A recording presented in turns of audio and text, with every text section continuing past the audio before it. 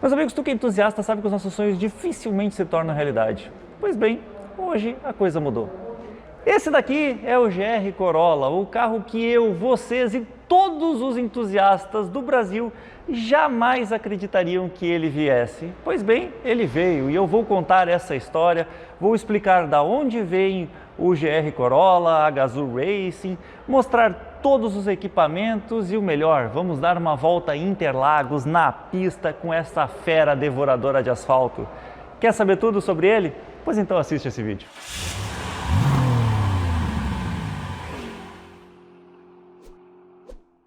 E meus amigos, eu gostaria de fazer um agradecimento especial ao pessoal da Car House aqui de Porto Alegre. Claro que o Rafael, nosso amigo aqui responsável pela área da GR Racing. Inclusive, eu convido vocês a virem aqui visitar o espaço porque ele é magnífico. Tem esse monte de vestuário, tem acessórios, tem o carro, é claro. De vez em quando ele está por aqui, né, Rafael? Não é sempre, né? Tem simulador de corrida. Mas tem também um simulador de corrida lá atrás para testar suas habilidades, uma TV que fica passando um monte de coisa legal, que ele acabou de desligar aqui só para a gente gravar. Mas enfim, obrigado, Rafael, obrigado, Car House de Porto Alegre. Vocês são demais. Vocês possibilitaram este nosso sonho, que é estar aqui com este carro. Mas antes de mais nada, vamos explicar o que é a GR Racing ou Gazoo Racing.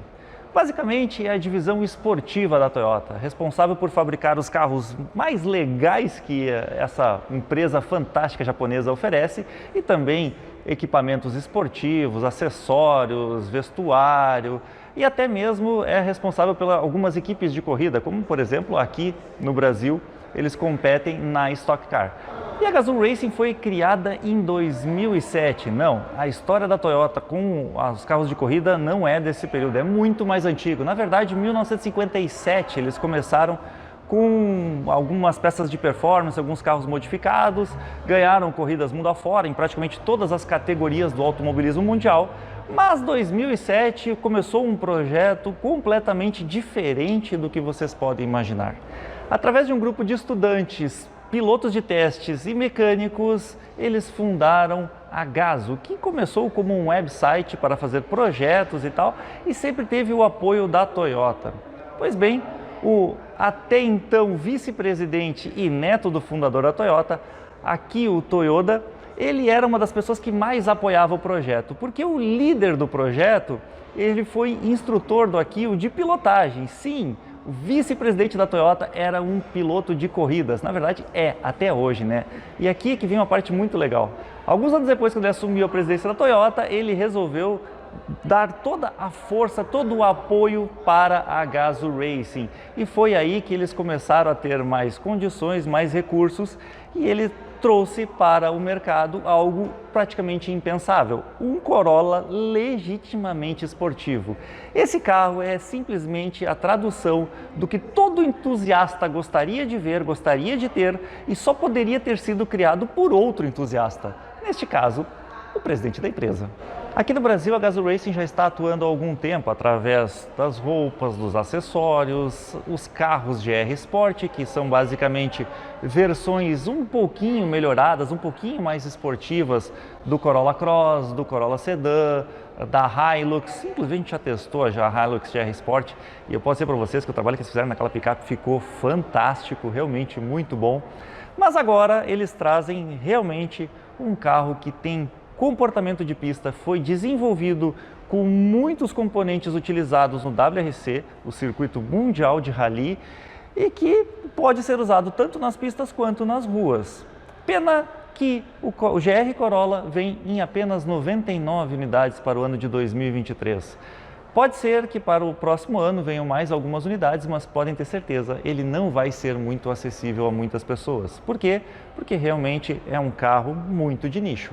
Pois bem, o GR Corolla foi lançado lá fora em 2022 e chega para nós agora em 2023, mas tem uma história muito curiosa.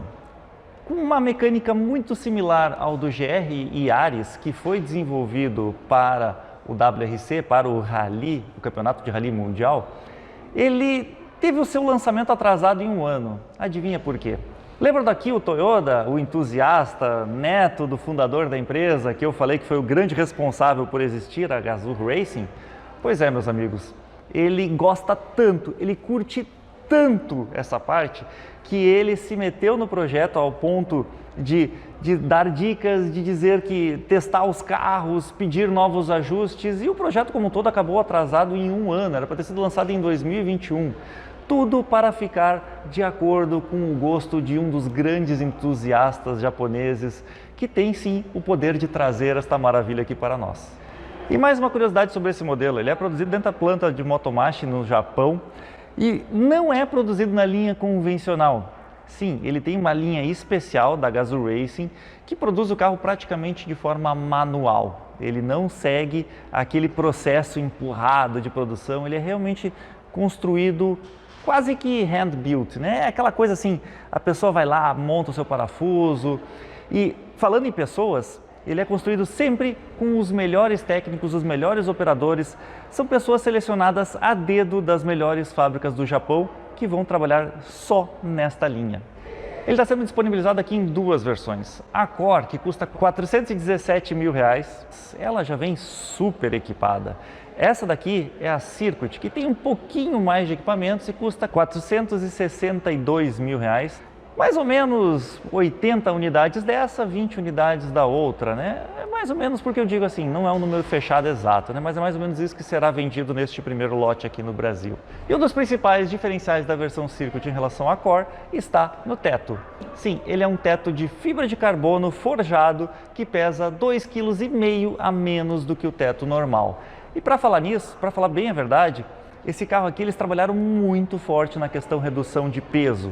Ele tem vários componentes de materiais mais nobres, tudo para deixar ele mais leve. E também alguns componentes que eles retiraram, porque realmente um carro de corrida, um carro esportivo, não precisaria. Como, por exemplo, os sensores de estacionamento. Não, ele não tem dianteira e não tem nem o traseiro, nem câmera de ré. 2 itens que realmente a Toyota resolveu para economizar no peso. Mas eles não economizaram em segurança. Esse carro tem um radar aqui dianteiro que serve como piloto automático adaptativo, tem também uma câmera lá no para-brisa. Essa câmera atua como frenagem automática de emergência, mudança involuntária de faixa e também comutação automática do farol alto. Sim, ele tem isso. É claro que os faróis são de LED, né, com DRL, farol de neblina e outras coisas mais. E claro que essa exclusividade também se torna exclusiva na hora de vir para o Brasil. Apenas 4 lojas da Toyota vão oferecer este carro aqui ao grande público. Uma delas está aqui em Porto Alegre, a Car House, onde a gente está gravando neste momento. Por quê? Porque é uma das poucas que tem este espaço GR, que de novo eu convido vocês a conhecer, visitar e conversar com o Rafael, gente boa pra caramba. Mas apesar desse carro ser um hatch, ele não é pequeno. Tem 4,40 metros de comprimento total, 2,64 metros de entre-eixos. Sim, é um pouquinho mais curto do que o Corolla Sedan, mas é exatamente o mesmo do Corolla Cross. 1,48 metro de altura, é um carro relativamente baixo, e tem 1,85 metro de largura. Ele é largo, sim. Mas calma, meus amigos, a parte esportiva começa aqui. Esse carro tem rodas de 18 polegadas, forjadas, ultra leves, super resistentes, fabricadas pela BBS, sim, aquela marca reconhecida mundialmente como um dos melhores fabricantes de rodas. E você deve estar vendo o tamanho dos freios, né? Sim, freio também é segurança, e para segurar os 1.485 quilos deste carro, ele tem discos de 355 milímetros, pinças de 4 pistões na frente, e se vocês prestarem bem atenção, esse disco ele é em 2 partes. Isso significa que o miolo dele é de alumínio e a parte de fora de ferro, tudo para eliminar peso e dar mais performance para realmente segurar todo o desempenho dele. E na traseira, o que tem? Outro freio a disco também gigantesco, 297 milímetros com pinças de 2 pistões. Só para vocês terem uma ideia, meus amigos, de quão grande é esses discos de freios, quando eu tive um Cadete Turbo que tinha muito mais potência do que deveria, eu coloquei discos de 288 milímetros na dianteira. Pois bem, os discos traseiros do GR Corolla são maiores ainda. E é claro que a suspensão desse carro também foi recalibrada. Ela é MacPherson na dianteira, duplo A na traseira. Mas ela tem amortecedores especiais, barras de torção especiais, tem alguns componentes em alumínio, alguns componentes são mais leves também, mesmo que sejam de aço.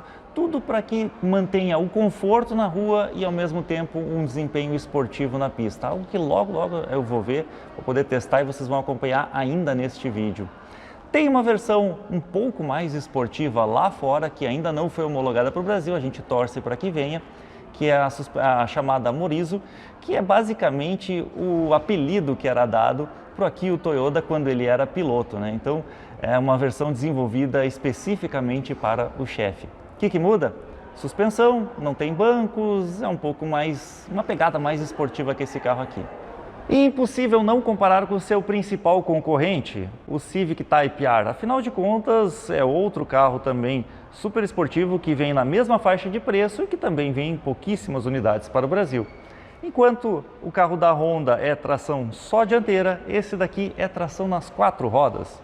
Sim, câmbio manual de 6 marchas e tração nas 4. E diferente da versão americana, a Core, a versão de entrada do GR Corolla, vem com os diferenciais do tipo Torsen. Para quem não sabe o que é, eu vou tentar resumir. É um diferencial totalmente mecânico, que atua livremente sem carga, mas na medida que tu vai aplicando força nele, ele atua como um blocante, ele trava as rodas, não deixa elas patinarem de forma independente. Isso é maravilhoso para quem usa ele na pista e até mesmo nas nossas ruas. O funcionamento dele é um dos melhores do mundo. Os americanos, na versão de entrada, não tem esta opção, tem que comprar a partir da Circuit. E sabe por que eu faço questão de ressaltar isso? Simplesmente porque é muito comum a gente reclamar que os carros americanos são melhores que os brasileiros. Pois bem, Toyota do Brasil dando o exemplo por aqui. Outro detalhe curioso, aqui no diferencial traseiro ele também tem uma embreagem multidisco que faz a distribuição das forças de acordo com a necessidade. Esse carro atua normalmente 60% da força nas rodas dianteiras e 40% na traseira. Se tu botar em um modo racing, ele atua 50-50, ou seja, ele distribui igualmente para as rodas dianteiras e traseiras. E se tu quiser uma condução mais de pista, mais divertida, para o carro ter um pouquinho mais de saída de traseira, aí tu pode deslocar até 70% das forças para cá, aonde realmente importa, e só 30% lá na frente. Aí sim ele realmente deve ficar muito divertido. Vocês devem ter percebido que esse carro aqui também tem uma carroceria bem diferente, né? Ele não usa a plataforma do Corolla vendido no Brasil, ele é a plataforma do Corolla americano, mas alterada, a chamada wide body, ou seja, as rodas estão mais para fora, tanto as dianteiras quanto as traseiras. Esses alargadores de paralama são necessários por causa deste aumento de bitola no carro. Também tem várias saídas de ar estratégicas aqui no para-choque traseiro, tem essa entrada de ar aqui que melhora a aerodinâmica das rodas, tem também uma saída de ar aqui no paralama também para diminuir o arraste, tem mais saídas de ar funcionais aqui no capô, sim, são funcionais para eliminar um pouco do calor gerado pelo motor. E por falar em motor, eu preciso mostrar o que se esconde embaixo do capô. Bom, meus amigos, eu falei antes que ele tinha vários alívios de peso, né? Um deles é o capô, que é de alumínio. Inclusive a gente fez o teste aqui para ver se ele era de alumínio ou não. Realmente é um capô bem leve, esse carro ele utiliza algumas chapas de metal mais finas para economizar em peso, mas o capô realmente é daquele material mais nobre, mais caro. Mas a parte mais legal mesmo é esse motor 1.6 3 cilindros turbo de 304 cavalos de potência e 37,7 kgfm de torque. É o mesmo motor do GR Yaris, aquele que veio para o Brasil só para demonstração, que eu tive a oportunidade de andar, mas um pouco mais apimentado, quase 60 cavalos a mais de pura diversão. O mais legal de tudo isso é que ele não tem nada a ver com os 3 cilindros normais que a gente encontra nos carros populares aqui no Brasil. Ele é todo em alumínio, mas ele tem uma construção extremamente mais reforçada. Por exemplo, a parte de baixo do motor, ela não é com mancais individuais, ela é toda uma peça única para dar mais resistência ao bloco. Ele tem um cárter estrutural, ele tem balanceador dinâmico, algo que a gente não encontra nos nossos motores 1.0, 1.2, 3 cilindros. E claro que isso se explica pelo fato de que ele tem 190 cavalos para cada litro de capacidade do motor, ou seja, realmente ele geraria muita vibração se ele não tivesse o balanceador dinâmico. E tu imagina aguentar toda esta potência com aqueles mancaizinhos individuais como a gente costuma encontrar, né? Coitado dos mancais, definitivamente aguentar toda essa força aqui não ia dar certo. Pois bem, o turbo dele também é um turbo especial. É pequenininho para entrar mais cedo, mas ele é um turbo roletado, algo muito difícil da gente encontrar nos carros nacionais à venda hoje. Injeção é a chamada injeção híbrida. Não tem nada de elétrico para empurrar ele não, ele é puramente a gasolina. Só que ele tem 6 bicos de injeção, 3 direto no cabeçote e 3 na admissão. Para quê? Para dar mais potência, mais eficiência e também evitar a carbonização das válvulas de admissão. Algo que a gente sabe que acontece muito em outros carros que não tem esse sistema. O Corolla Nacional já tem isso há um bom tempo. Mais uma curiosidade deste modelo. Aqui neste lado é a caixa de ar e ela é gigantesca porque ela tem uma válvula ali embaixo que se abre para dar mais fluxo quando bem exigido. E vocês não devem estar vendo a bateria, né? Sim, ela não está colocada aqui na frente, ela está lá atrás. Aqui eu acho que é o ponto mais polêmico desse carro. Claro que tinha que ter uma pequena polêmica, mas quem é entusiasta vai me entender por que eles fizeram assim. O porta-malas de 384 litros tem pouquíssimo espaço útil. Dá uma olhada aqui comigo. O step dele está colocado aqui no meio. Realmente o que sobra de espaço são essas lateraisinhas aqui. O que é essa bolotinha aqui? A capa, sim, ele veio com uma capa personalizada, inclusive numerada com o número de série do veículo. E aqui atrás também está colocada a bateria do veículo para distribuir o peso melhor. Ah, Felipe, mas um carro de mais de 400 mil, eu não acredito que eles fizeram isso. Pois bem, meus amigos, eu também não. Ainda bem que eles tiveram essa sacada. Sabe por quê? O step dele utiliza a mesma roda de rodagem, é o mesmo pneu, o pneu Advan, um pneu que é específico para andar na rua, mas que também vai muito bem na pista, a mesma roda 18 polegadas forjada da BBS. Se não tivesse isso daqui, eles teriam que colocar um pneu Run Flat e teriam que colocar aquele kit de reparo. Ah, meus amigos, ainda bem que a Toyota fez isso. E se eu quiser levar bagagem? Aí complicou um pouquinho a tua vida, né? Mas dificilmente quem compra esse carro aqui vai querer viajar longe, vai precisar levar muitas malas. Se precisar, que leve pouca coisa e adeque aqui no meio. Eu achei isso sensacional, mas tem mais coisa legal. Esse carro é equipado com 3 silenciadores. Os das pontas são os mais normais, aqueles mais convencionais. O do meio é onde vem o ronco super esportivo.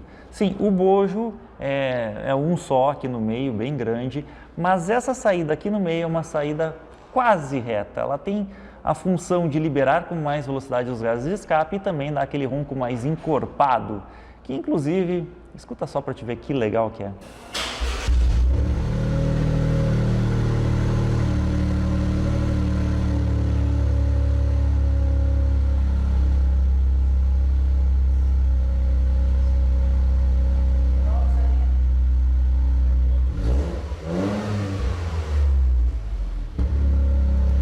Bom, como é que isso funciona? Ele tem uma válvula aqui embaixo que abre e fecha essa saída, mas a parte mais interessante é que toda vez que tu liga o carro, essa válvula está aberta, tudo para que tu escute este ronco mais encorpado. Depois, quando tu for andar normalmente na cidade e tal, ele fecha esse escape do meio. Por quê? Porque no trânsito, andando de forma moderada, devagar e tal, tu não quer uma barulheira nos teus ouvidos, né? Tu quer um pouquinho mais de paz e tranquilidade.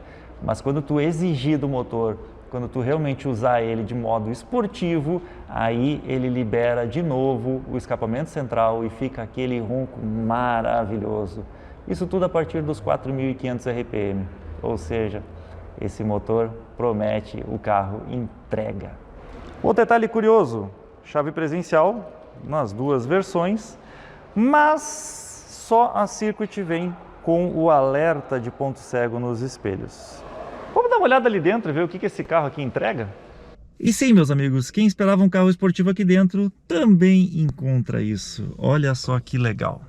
Os bancos em suede, não é um banco concha, apesar dele ter essa pegada com umas abas mais laterais, aqui assim mais ressaltadas e tal.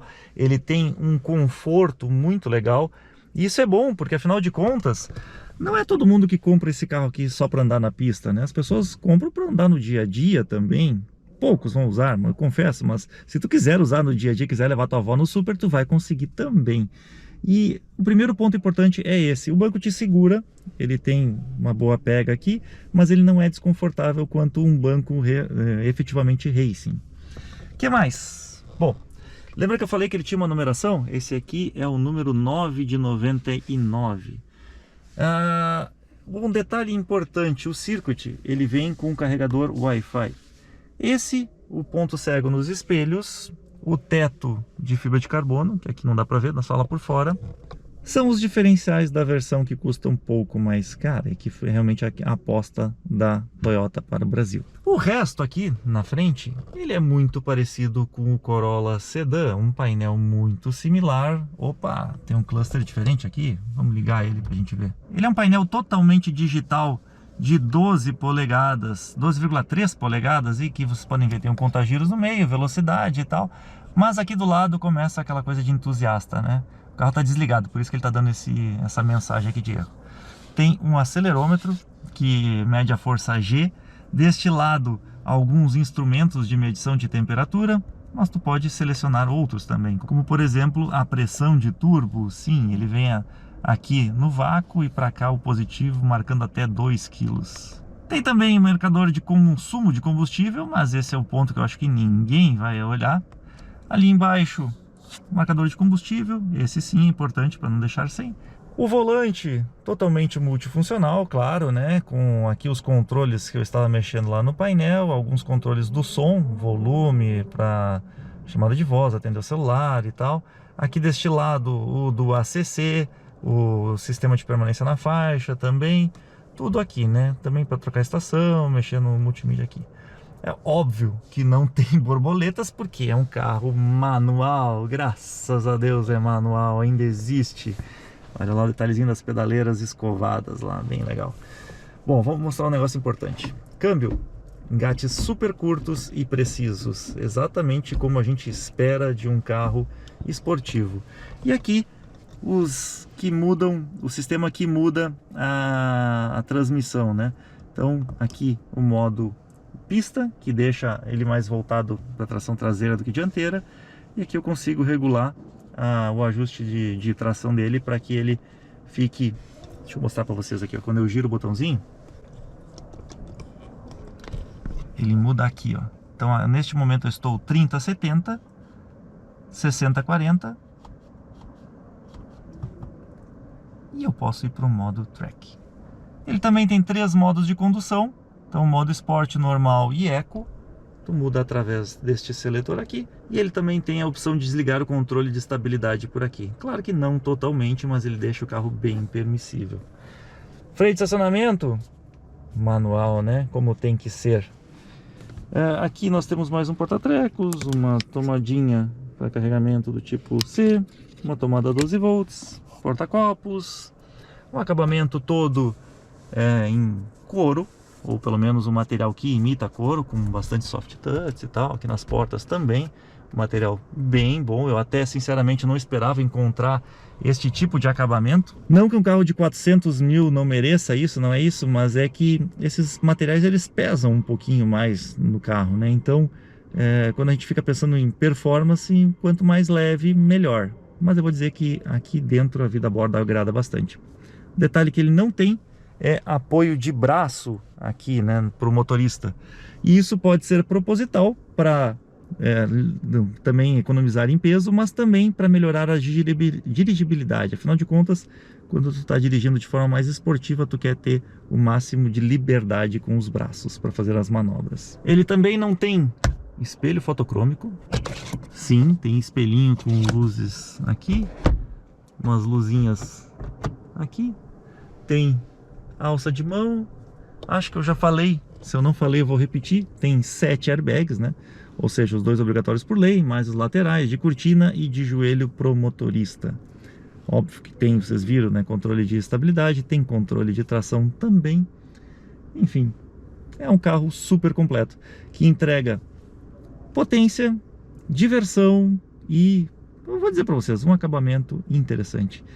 Sabe o que não acompanha nele? Isso é um ponto que eu acho que a Toyota deveria ter repensado, e não é só no GR Corolla. Meus amigos, vocês já tinham adivinhado, né? A multimídia. Cara, a multimídia dele é bem simples. Ela tem algumas funções, tem Android Auto, tem Apple CarPlay e tal, mas é uma multimídia simples. Em relação a muitos concorrentes bem mais baratos, essa multimídia está desatualizada. Mas ok. Ar-condicionado, 2 zonas, automático. E não é o objetivo desse vídeo, mas eu vou dar uma olhada no espaço interno lá atrás também. Considerando que ele tem exatamente o mesmo entre eixos do Corolla Cross, eu achei até que ia ficar mais apertado, porque esse é um carro que é mais voltado para esportividade, mas o espaço aqui é exatamente o mesmo do Corolla Cross. O joelho encostado no banco, eu tenho 1,81 m, coloco o banco dos carros na mesma posição para todos, no Corolla Cross ficou igual.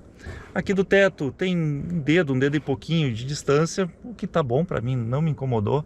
Claro que lateralmente eu fico bem perto dessa dobra aqui, mas sentado bem no meio, ok. Eu acho que seria um pouco difícil de tu levar 3 adultos aqui atrás ou 2 cadeirinhas e mais um adulto, né?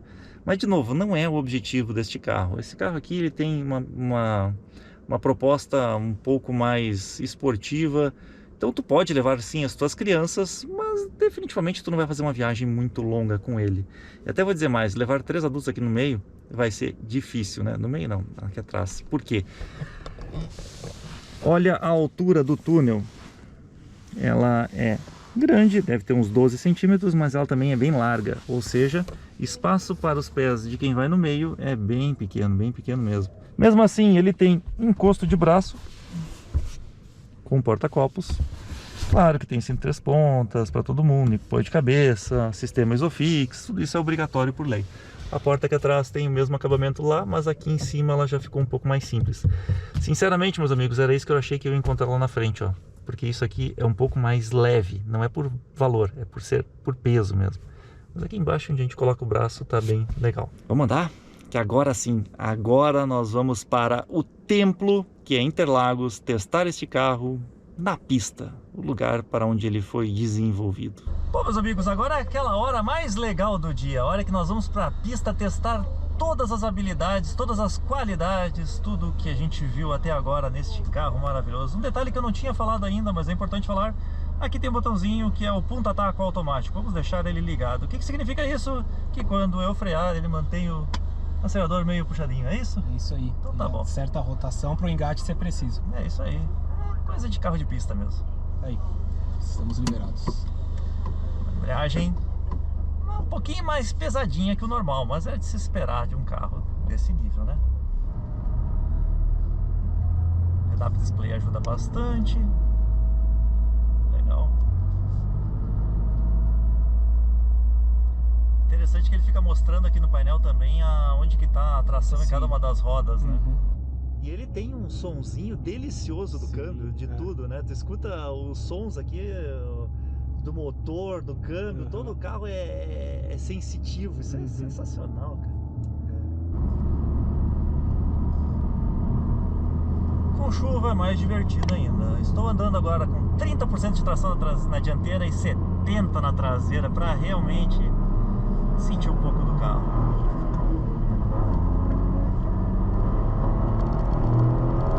Nossa, mãe do céu, que isso, cara? É muito rápido isso aqui, meu. Opa!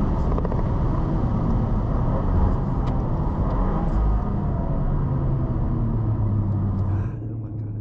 Carro que animal, cara. Sem exagerar nas curvinhas. Claro que não, vamos exagerar assim.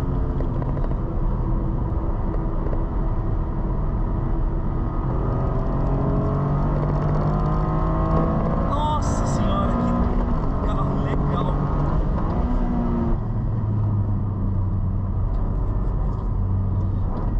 Meus amigos, eu fico até sem palavras gravando aqui nesse carro, porque, meu Deus do céu, eu não imaginava que a Toyota iria trazer um Corolla assim para o Brasil.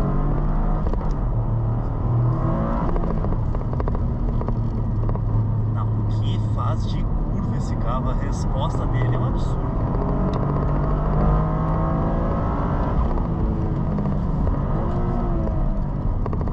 Rapaz do céu, eu acabei de andar no carro mais legal que eu já tinha andado na minha vida. Vou dizer pra vocês que uma volta foi muito pouco, mas foi a melhor que eu já dei. E olha que eu fiz barbeiragem, né? Não, foi bem. Fiz Primeiro tem que acostumar, né? mas meu Deus do céu, o carro é muito na mão. Isso daqui é impressionante. Ninguém jamais, eu acho que em sã consciência, imaginaria que a Toyota, que é uma empresa tão conservadora, faria um Corolla esportivo de verdade que nem esse. Parabéns, Toyota, parabéns. O que vocês falaram, o que vocês mostraram é, na verdade, pouco perto da experiência ao vivo com esse carro. Que carro delicioso. Olha, queria ter condições de ter um. E vocês? Conta pra nós aqui embaixo nos comentários o que vocês acharam. Valeu. Fica. Deixa eu dar. Passou perfume? Passei. Tava chegando. Tu não vai falar nada, né? Não. Precisa te arrumar, cara. Olha ali. Mas que barbaridade. Eu fico nervoso, cara. Tu sabe que eu vou te sacanear, né? Corta nada, aí que tá a parte legal. Eu nunca corto. Alguns anos depois, quando eu assumi o presidente... Ah! Mais ou menos. Eu te filmei fazendo isso. Eu falei que ia sacanear ele. Mas, tchê, se tu aguentou até aqui é porque tu deve ter gostado desse vídeo, né? Então não esquece de dar teu like, compartilhar ele, mostra pros teus amigos e te inscreve aqui no canal.